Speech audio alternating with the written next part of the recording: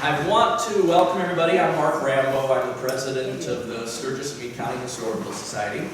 And we are focusing this year during History Day on the history of Meade County since it's the 130th anniversary of Meade County splintering away from Lawrence County. At that time, it was the lower half of the county. In 1899, 10 years later, they added 2 more counties that form the little piece of Meade County that sticks up. So it's the 130th and 120th anniversary of Meade County, depending on how you look at it.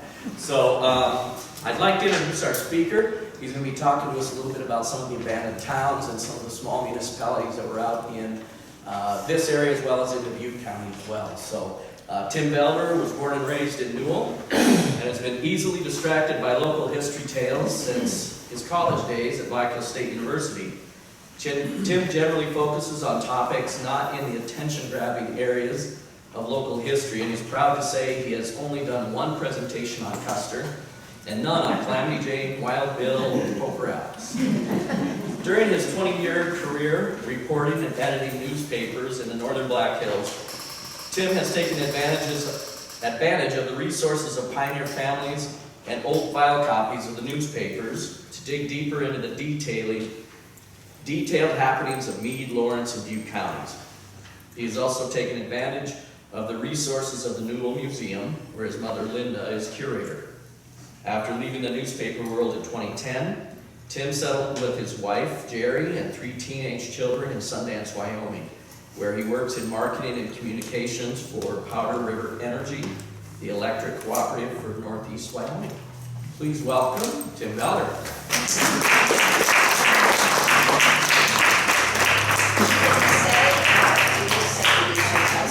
Oh, yeah, my cousin. See, last time I entered from the bathroom, so I'm coming up from behind this time. Next time I might come out. So, okay, well, thank you very much for coming. It's great to have a nice crowd here. Appreciates some local history. I'm going to zip through some early slides here, so watch closely. If there's anyone that has sensitivities about East River versus West River, I might offend someone, so be prepared. I will talk about the Homestead Acts a little bit, just quickly. Some of the notable, I'm going to try this out, see if this works on the TV screen. It doesn't work on the TV screen. I see it off the screen, yeah. It goes right up? Yeah. You can't really see it. Some of the notable communities and then some of the interesting people. Now, the interesting people are not famous necessarily. There might be a whole lot of interesting people, this is just some. As well as some of the notable communities, not all of them. Okay, so the Homestead Acts were basically the way the U.S. government could get rid of some open land and get people settled. Started in the 1860s and kept on going into the early 1900s. Essentially, you could get some free land if you could stay on it for 5 years. But the bottom line was the government bets you 160 acres of land against an $18 fee that you will starve to death before you can live on it for 5 years. So it wasn't always the greatest countryside that we were being offered. And here's an example. A covered wagon, this was from 1913, the Watertown Public Opinion. A covered wagon pulled into the city the other day, west of the Missouri River. The wagon contained a man and his wife and a half dozen little kids, and the man said he had 3 crop failures and that he was all in and was trying to get back to his home in Wisconsin. The black eye, that Ponyocker, will give the whole of South Dakota. Well, in Wisconsin will be something fierce. It is too bad there is not a dividing line on the Missouri River, and that part of the state could not be given some other name. Thank you, Watertown Public Opinion. They've never liked us. And that's proof. Sorry. I said it had any sensitivities. You're here today. I still have the sheep and under my toenails, so I'm from West River, so I couldn't resist putting that out there. It's kind of the way that I feel sometimes when I go back east. so I'll talk quickly about the Bismarck Deadwood Trail. It was a stage route from Bismarck to Black Hills and later became a freighting route ending farm to market road. These gentlemen aren't going anywhere, there's no horses, but that is it says Deadwood on there too, if you can read real close. Yeah. So, but that's one of the stages that went from Bismarck to the Black Hills. And then a lot of us have seen these signs along the highway. I think there's one north of Sturgis on Highway 79 that describes it a little bit. And it's nice pieces of history that somebody has made sure is preserved. Yeah, so they're up throughout on our highway system. So now this is a hand-drawn map. Back in the old days before computers. And so I was going to use my little laser pointer, but I'll use my finger. And this is kind of orient everyone. This is the town of Jewell. Here's the Meade County line, and Meade County continues on down this way. Here's where the Bismarck Deadwood Trail would go. Eventually it'll cross Highway 79 somewhere down here. And I think there's still some signs of it that hasn't been erased completely north of here.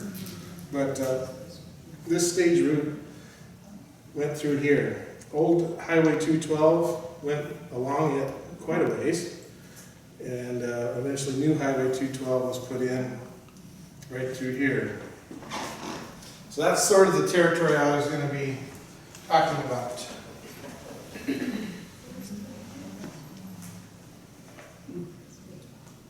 And so the Bismarck Trail, here's just a little story I found. Talks about 1920s or so, someone found a wagon box and a skeleton of a woman and child up close to the Morrow River. And they've been there about 45 years, they expected. And so it was uncovered by high winds and dry weather, and the shallow grave was blown open by the wind. So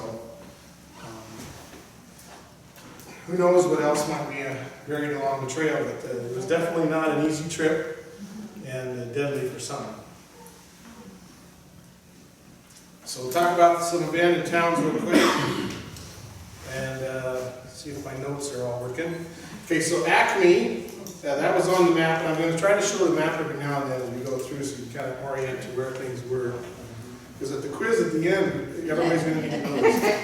So it was located in Butte County on the Bismarck Trail, placed near Wolf Butte, or called Wolf Flats. And the town is 10 miles south of Sulphur, just off Old Highway 212, and the flats were renamed Acme Flats. And from these flats, the observer can see the Black Hills and Bear Butte in the southwestern skyline. The only evidence of a building is a depression in the ground where a cellar was dug. The Acme Post Office began in March 1910 and lasted until April 1914. The story surrounding the naming of the post office is intriguing. Mrs. Belden, with a B, was the first postmaster and wanted to name the town Belden after herself. However, the U.S. Postal Service didn't like her choice. Then Mrs. Belden submitted the name Acme after a type of stove she owned. And so, the Acme stove, so that's where it got its name. And That's a fancy stove. it's a pretty nice stove for that kind of money. But you probably add 2 more zeros now, and that's probably true. But another gentleman named Suff Heichel, he operated a general store and photography gallery and post office in one building. He opened up another studio later up in the Black Hills, and this is an ad that he ran in one of the Black Hills papers. Acme's Achilles heel was that it was not located on a river or a source of water. That made the settlement on the flats an impossibility, and most homesteaders set up their shack where the transportation of water was easy as possible. Acme's #1 industry was as a stopping place for travelers and residents who lived in the area, or travelers on the Bismarck Trail used it as a rest stop and as a roadhouse, not a roundhouse. The residents who had mailing addresses here came to town 3 days a week to pick up the mail and chat with neighbors. Suff Heichel sold the Acme operation to his brothers-in-law from Sulphur, Ivor and Odie Solberg. And the enterprise was moved to Sulphur, and Acme no longer handled the mail. But Acme did have, I think before they folded up, they did have, that was a different town than mine. They had a lot of community events out there. So Ball, the site of Ball is located 6 miles from Sulphur on North Sulphur Creek on the Hohenberger Ranch. The building that was there stood until about 15 years ago, and the post office began in November of 1909 and discontinued in April of 1919. Ball was the dream of Sterling Smith E. Russell of Salina, Kansas. In 1909, he named the venture Ball in respect to his wife Grace's maiden name. So you apparently depends who you were, you can name it after yourself or not. Yeah. So, but Russell also ran a successful roadhouse and store. A gentleman named Ben Lone operated a lumber yard in the back of the store. Cola Clark set up a blacksmith shop from 1910 to 1914, and U.S. Land Commissioner George Hohenberger kept his office in Ball. The prominence of Ball allowed it to be designated as a voting precinct. The economic beginnings of Ball gave it high standing as a community center. And when the local men were drafted into the service for World War I, Grace Russell threw a send-off party for them at Ball. And when the post office was discontinued, the Russells moved to Newell, where they lived until Smith's death, and then Grace moved back to Missouri for the remainder of her days. And their son, Charles Russell, I kind of lost track of the family at that point. I think he died before she did, and so I was trying to track a little bit more family history there, but that's where I kind of ran into some crickets. So there's another look what it would look like in the wintertime. Pretty hospitable. So but the building was still there 15 years ago, and it's since, I think, fallen down. It's gone. Okay, so Camp Creek. This is what do we see here? Okay. This, the remains of Camp Creek are about 1.5 miles northeast of Sulphur on the waterway called Camp Creek. It's located on the premise of entertainment by Alfie Johnson in 1926 and lasted until 1956. Johnson owned and operated a store, a dance hall, rodeo grounds, a saloon, and a mechanic shop, and 4th of July and Labor Day celebrations were tailor-made for Camp Creek's dance hall. Camp Creek was an extension of Alfie Johnson's personality. He had been in jail from 1920 to 1926 for butchering the neighbor's milk cow. He was a known gambler and bootlegger of liquor. Johnson had been known to play side bets with most of the people he did business with. And anytime someone wasn't having a good time in Sulphur, they could always go up to Camp Creek to liven up their day. And there are newspaper accounts where Alfie was involved with gambling raids in Sturgis and Deadwood, and where they were having backroom poker games. Yeah. And so it was not uncommon that he was named as one of the people that was arrested. So, again, you know, do what you can. So Dearmont, it's in Butte County, 8 miles from Owens, which you can see Owens is over to the right there. On the west slope of Deer's Ears Butte on the Tryon Ranch. Some of these places may have changed hands since the last time I wrote this, so I stand corrected if I'm wrong. But the post office officially began there November 1st, 1910 and lasted until Valentine's Day on 1920. Sigurd and Jesse Hendrickson built the store and dance hall in 1911. Indian caravans made Dearmont a stopping place every year, and the caravans traded from the reservation to the Black Hills Roundup celebration. The Indians performed their dances there, and the mail was delivered from Newell 3 times a week and was taken from Dearmont to the other towns in the area. The school at Dearmont started in 1920, was 1 mile east of the town. The first school was big enough for 6 desks and a wood stove. Even when the town of Dearmont ceased to exist, the schools continued until 1943 and still use the Dearmont name. There is a gravesite about a half-mile east of Dearmont in the middle of a cattle pasture. Okay, is there a map showing up there? Okay. The Jewell Road Ranch is another feature of the Bismarck Trail. It was a long, low building that served as a rest stop and lodging on the trail. It is located 3 miles southwest of Sulphur on Sulphur Creek South Fork. The Jewett family operated a hotel and stables for travelers from 1899 to 1914. And that's what their place would have looked like. The kind of a fuzzy photo that came out of a digital image off of a magazine that I tried, or a book I tried to use. But hard-working folks. Okay, so Lovell, its town site is in Meade County, about 8 miles straight east of Sulphur, located on a shortcut trail from the Bismarck Trail to the Cheyenne River. And after the Slim Buttes battle in 1876, General Crook allegedly used Sulphur Creek crossing near Lovell. And the post office was born in 1909 and lived until April 15, 1919. Lovell was also a store operated by Fred Sullinger, and the Sullinger store was a large log building that served as a roadhouse for travelers, and there are no remains of Lovell. Did you say west of Sulphur? East. East of East. Sulphur? Let me look at my map. Yeah. Could be wrong. But there, that seems to me to really put an east for Crook coming back into the hills, doesn't it? Right, that's why I said allegedly.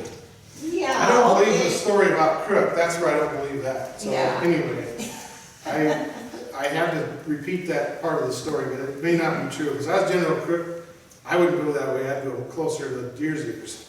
I think you did. So there you have it. And here's another picture of some school teachers at Lovell. And we see the log building in the back and then the main store there in front. Okay, Owens. The short life of the Owens post office is not an indication as to length of life without a postal stop. The town site is 1.5 miles north of Twilight and 5 miles east of Deer's Ears Butte. And the post office started, okay, there's a map there. Okay, the post office started in October 1911 and lasted until March 1914 when the post office was moved to Twilight. George Owens carved the town with his namesake out of a rocky landscape, and he operated the store until 1918. The stables were constructed into a hillside so that people could step right into the hayloft of the barn from the ground level. And it was a popular dance hall for residents in the area. The remains of a stone foundation are the lasting reminders of the town, but prairie dogs have moved in and are the only residents. At least the last time I was there. And so here's a little ad for the Owens mercantile. I just received a new line of groceries. You get a case of canned fruit for pretty cheap, $2 to $4. So, but they weren't, you know, they had just about everything you would need. And they buy in butter and eggs. Yeah, so that was part of the trade, you know, if you could get that raised on your place, you could trade that for other good stuff.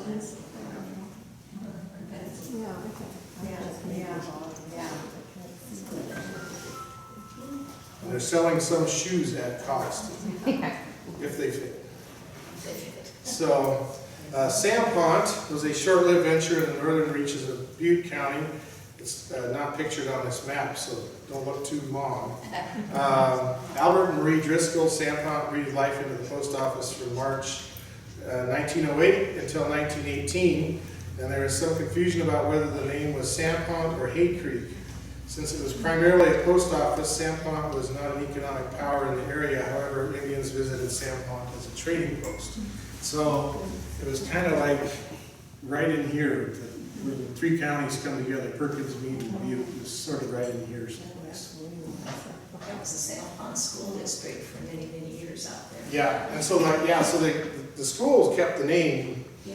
even the town was long gone.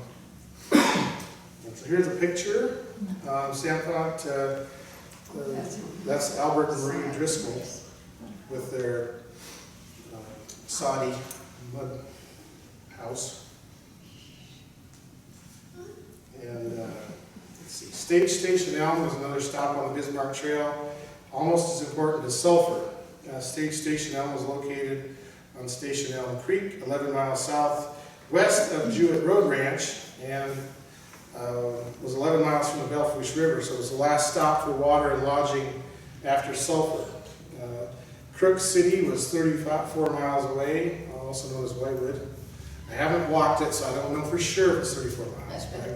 That's about how far it is. And its strategic location kept the station busy from 1876 to 1920. Okay. Sulphur. Of all the abandoned towns in this area, Sulphur was by far the strongest and longest living. Sulphur's general location in respect to other towns and its population kept Sulphur on the map into the late 1950s. Sulphur town site is located 30 miles from Jewell on the North Fork of Sulphur Creek on Old Highway 212 in Meade County. The Bismarck Trail also passed by there. This gave rise to a settlement in 1876 for a stage stop. The town grew, and by 1916, several businesses named Sulphur as their headquarters.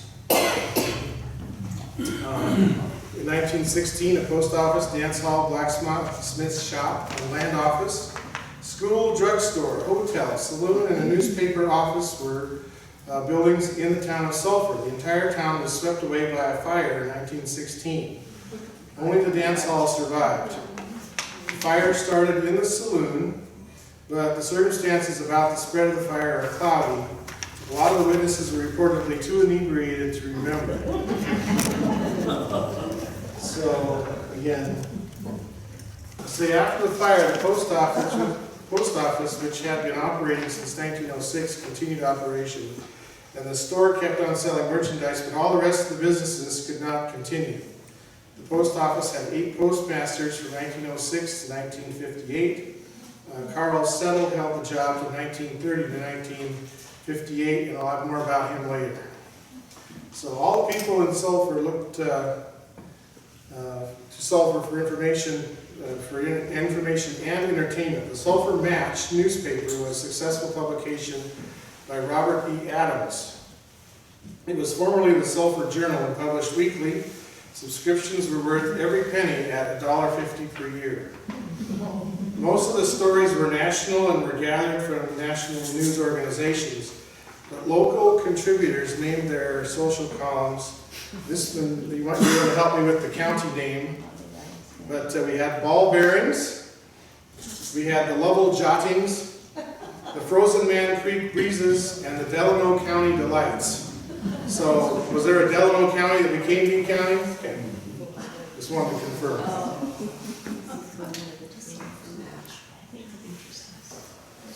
So, here's the sad part of the story. The money was in legal advertising that was required for homesteaders and the land offices to prove up on their claims. Later, the government removed the publishing requirement, and most of these smaller papers went out of business as a result. Adams kept file copies at his ranch, so none of the file copies were lost in the 1916 fire. However, another fire destroyed the Adams Ranch house in 1919, and all but one of the copies were lost. Among the numerous entertainment opportunities in Sulphur was the baseball team that achieved local success and regional recognition.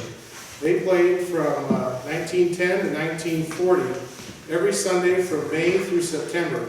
Half the games were in Sulphur, and their road games were in places such as Marine, Stoneville, Union Center, Enning, Plainview, Vale, Fruitdale, and Newell hosted the All-Star game. The Sulphur team had a winning history, having only noted losses to the teams from Fruitdale and Vale. Corn-fed Anyway, the team's success drew crowds of 100 people or more to Sulphur on Sunday afternoons to watch the games. Sulphur's promotional ideas were copied by other towns such as Newell. When Sulphur began having market days every month, Newell followed by having one of their own. Sulphur offered entertainment to Prairie residents. They had a tin-sided building and a converted garage stood in Sulphur for many years. The garage may have been the land office. The old 212 gravel road that runs through Sulphur was also known at one time as Phillips Avenue. Dugouts remain on the east side of the road where the rest of the town was once located. Twilight. Along with Sulphur, Twilight was the only post office in this grouping to last beyond 1921. The town was located 1.5 miles south of Owens, and Twilight received the post office from Owens in March 1917 and handled mail until November 15, 1944. Felix Busse operated the post office and a general store until 1944, and his success could be attributed to the variety of goods he could offer at competitive prices. Most of his goods were freighted in from Deadwood, and he was able to offer bargains better than any other store in the area. His ideas have been copied by Walmart and Amazon. He sold merchandise that ranged from farming equipment to household items, and Felix and his family held on at Twilight until 1944 when his wife took ill during a monstrous blizzard. Out of the love for his wife, Felix abruptly closed the store and post office and moved to Jewell. That's Louis Trubisky. Yep, Yeah. that's his receipt. Yeah. He saved it for tax purposes, I don't know. Anyway, no, the Twilight school was part of the Sampont School District and started in 1917, and the school kept the name Twilight, and a county road also bears the name. And this was just a recent addition to the Newell Museum. Somebody in Vail found this in their garage. It was a box of something about the size of this. And it had that stamped on the bottom, so.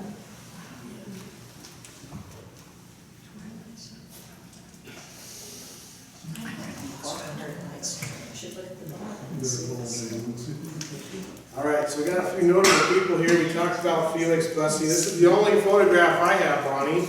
And Bonnie said she might share some with me now. I had one, I think I might have given it to your mom. I don't know. Possibly, that's fine. Bonnie has some postcards from some of the post office to prove that I'm not a liar. There is a paper going around. It is the Sulphur Post Office Ledger, and it shows what people were buying. What do they call those things? Money orders. To purchase things. And so you can see that Montgomery Ward and Sears Roebuck were two popular merchants that were getting money. Yeah, I just want to say one thing about Felix Busse's daughter was May. He had one daughter, and she married Johnny Megenheimer. And I think a lot of people know Johnny Megenheimer Oh, yeah. from the Fairpoint area. Sure. And that's who his daughter married for many years. That's cool. Well, I met her. So, okay, he had dry goods, food staples, cured meats, along with fresh fruits. From time to time, and on special order, you could get fresh fruits. He cut ice from a dam at Twilight and put up an ice house where he could keep ice cream and eggs cold. The cream and eggs were purchased from local residents and moved down the line to the Newell twice a week. He was one of the few entrepreneurs who could be proud of his long and successful work on the prairie. His first wife, Anna, died in 1947 and later married Hazel Arpan. Felix ran the Newell liquor store for about 8 years, and he passed away in his home in Newell in September 1969 at the age of 89. All right. Cola Clark was a homesteader. Again, these aren't famous people, just interesting. Okay, so he was a homesteader in Ball in 1910. He ran a blacksmith shop until 1914 there. He performed services of shoeing horses, repairing wagons, and sharpening plowshares. Cola started raising saddle horses in 1911 and sold about 80 head annually. In the 1920s, Clark moved to Newell, where he began a mail route from Newell to Twilight. His delivery route entailed driving a team of horses for a stretch, then switching to a Model T Ford, then back to the horse team. He not only delivered mail, but also carried cream and eggs from Twilight to Newell. So we talked today about our gig economy, when people have Uber and that kind of stuff. This would have been a precursor to that. He did a lot of other things besides one thing, so he had a lot of income opportunities. He resumed his blacksmithing in Newell, where they started until his later years. And here's one interesting story to share. So again, if you have sensitivities, I apologize. So this was January 1928. Cola Clark was working in the mechanic shop and he found a dead body in the back of the car. And what had happened was the man had passed away during the winter earlier, and the roads were so bad they couldn't get him to town, so they took the deceased person and sat him in a chair until he was completely frozen hard, and then he would be able to fit in the back of the car and sit up. So as Mr. Clark's working on the car, here's this corpse in the back seat, and that was their plan, and so they finally got him to town where they could get him to the funeral home. So that's the story. But I can imagine his shock. Smith E. Russell and his wife Grace came to the Meade County Prairie in 1909. I've already talked a little bit about them, about running the town of Ball. The store grew into a productive town with a half dozen businesses, and it was a voting precinct and all that kind of stuff, with a store, a blacksmith shop. And the Russells hauled supplies from Sturgis to their Ball store. However, after several dry summers, homesteaders began to leave, and in 1919, so did the Russells, who moved to Newell, where Sterling would pass away a few years later, and their son Charles took care of Grace until his death in 1952, and Grace moved to Missouri, where she passed away in 1963. And Cigar in hand. yeah, and so the Russell family tree, I'd like to find out more about. Carl Settle, probably one of the more interesting people as far as what he experienced in his life. He was considered one of the area's earliest pioneers when he moved to the Sulphur country from Zanesville, Ohio in 1908. He started out as a sheep rancher, but he sold out due to illness in the late 1920s. And I don't know if it was influenza or what it might be, but his wife would visit him down at the sanatorium down by Hot Springs. So I'm not sure what was happening there, but he was definitely hospitalized. Even though he was a shopkeeper at a remote place in the prairie, Carl was no shrinking violet or homebody. His many adventures from behind the counter at the store or the gas pumps were documented as part of local history. He ran the Sulphur post office and grocery store. In the U.S. Highway 212 was moved away from Sulphur in the late 1950s, taking a direct line between Butte and Newell. So there's a story about him being a holdup victim. I can't remember what year that was, 1930s. Some gentleman showed up and held him at gunpoint while they were robbing the store and eating some food, and then another person showed up and they held her at gunpoint while they made off with the goods. They never did catch him. So,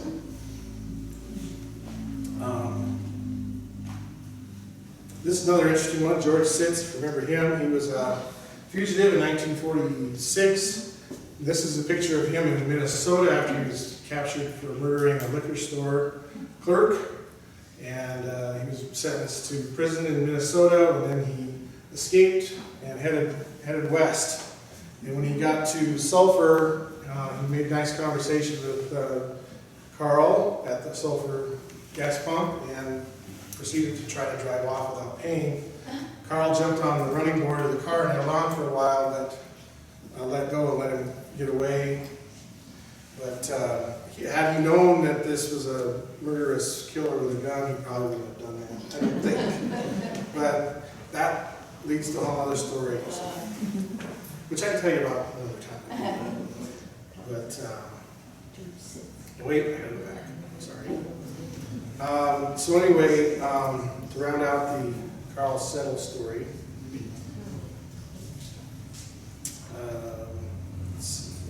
he retired with his wife Gladys, and in retirement, he and Gladys traveled around the world twice.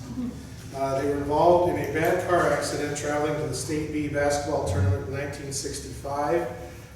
His good fortune ran out in November 1968 when he died in a tragic car accident on Saturday morning east of Newell on Highway 212, and he was 80 years old. Great square dancers. Yes, big time. Big time square dancers, yes, yes. So, but that's my real digested version of things, and these are some of my references that I've gotten over the years. We could probably go down the list and talk about each one individually of the stuff they contributed to the story. Alvin and Linda Babb, went and talked to them a couple times at the ranch, and they would not remember everything until the second time you got back, and they tell you some stories, and the other stories they kind of get a twinkle in their eye. I said, well, better not tell you that one. And so a lot of those were that way as you went down the list. Floyd McGilvery, I met with him at the nursing home in Belfouche shortly before his passing, and so I got some information from him too. So it was a good opportunity in the early 1990s to catch up with some living memory of people that were there when it happened and remembered a lot of things. So, any questions? I'm just amazed at how many little towns there were. And that's just a sample. But that's just a sample, Yeah, even more. because I'm sure as you go further out into Meade County, I was told everything had to be about 10 or 12 miles apart, just because that's how far you could go in a day in a wagon. And if you can imagine nowadays, we can drive hundreds of miles on an interstate. Back then, if you had a horse and wagon, a lot of times it was the horizon. That's where we're going to go to. That's as far as we're going to get, we hope. And that's it. And so travel was required a lot more patience than we would have for it. And most likely, things would have worked out a lot better if they'd had possibly electricity, better communications, better roads. I can't imagine living this winter we just had out there with no electricity and anything. And so that's why a lot of them didn't make it. But I will say this, the families that did make it and are still around today, that's a testament to their stick-to-itiveness and their ability to make it through. So, anyway, that's what I have. I'll pass these around if anybody wants to look at them. This is my father, who was Alvin Babb, that he just talked about. These are some postcards that were sent to him. First of all, he got one from Ball that was mailed to Ball in 1913. And then he had one that was mailed to Owens in 1915. And then he had one that was mailed to Dearmont mistakenly, apparently because they crossed out Dearmont and wrote Owens on it. And then lastly, his address was Twilight. So I'd like to pass it out if they'd like to look at it. Yes, sir. You know the story about Twilight and its demise? No. Well, the story I heard is Twilight was set up on a ranch because the rancher thought he had to have a town. So he platted out the town of Twilight. But as people moved in, he never gave a deed to the property. Okay. Well, then he died, and his family came from back east, and they decided they didn't want that town there. So they took all the land out. That's the story I heard. Yeah, there's some interesting things that, yeah, and then like that first family from Wisconsin, they were never out here, they didn't know the conditions. And I felt bad for them heading back home. I would have made it about 6 weeks probably. So, but yeah, it's a little piece of history that we shouldn't forget. It's right between the gold rush and what we have today and that kind of thing. So it's, people tried, and some of them made it too. When I was a little girl, every once in a while they'd read a card right in. They say, my dad homesteaded out here in 1910. Can you tell us where their homestead was? So my dad would get the pickup and drive across the prairie and stop at some hole in the ground and say, this is where your family homestead was. It was. Yeah, and a lot of the buildings, I think, got reused. I mean, if it was abandoned, just tear it down and use it for something else. So that's why a lot of things disappeared. And I think, too, the one I was reading, your shack was the size of the amount of stuff they could haul in one wagon. So all the lumber and tar paper or whatever else you could get in that wagon, that would be your house. So at least till the next one we came through. Tough situation.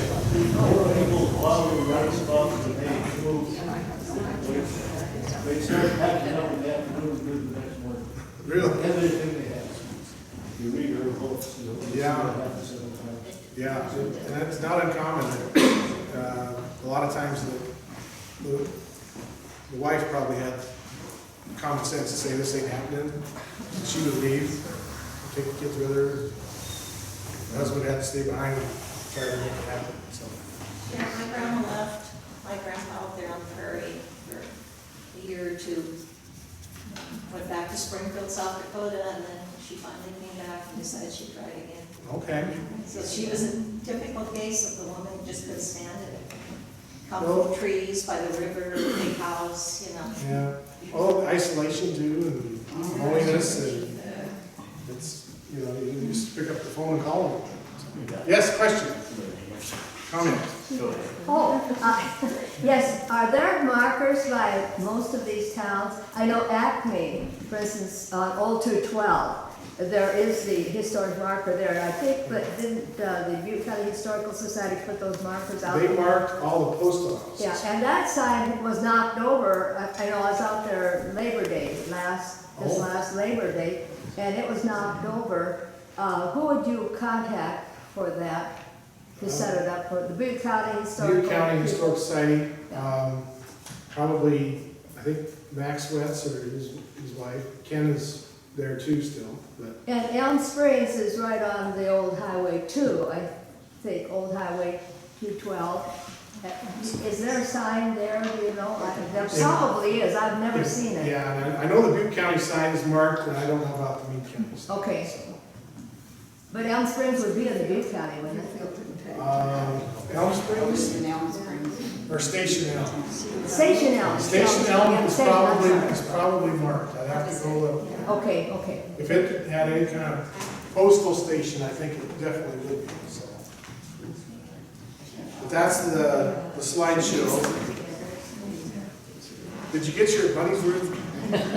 The last group filled out a thing afterwards, and I read some of their comments. They said, I came in with low expectations, but somehow I was still disappointed. And so hopefully you're not disappointed. So, questions? If you go to the Bureau of Land Management and look for land grants, you can find all these homesteads clear back. I found my grandfather's home, or great-grandfather's homestead by Butte back in like 1889. And the documents are there, everything. Yeah, and I think after the homestead era kind of faded out, the Bureau of Land Management kind of consolidated it and privatized some of the land that didn't go, and they consolidated it like the northwestern Yeah, corner. but you can look up homesteads anywhere. Yeah, I found the homestead for our family that started the town, Katie too. I have a copy of it over there, but, yeah, you can find those Yeah, for What's it called? any part of the country. it's Bureau of Land Management, and it's Land Grant Office or something? Something like that, yeah. I just found it Googling, but I don't know. Yeah, I've got the site here. There's nothing I can't Google. no, All right, well, thank you, Tim. thank you.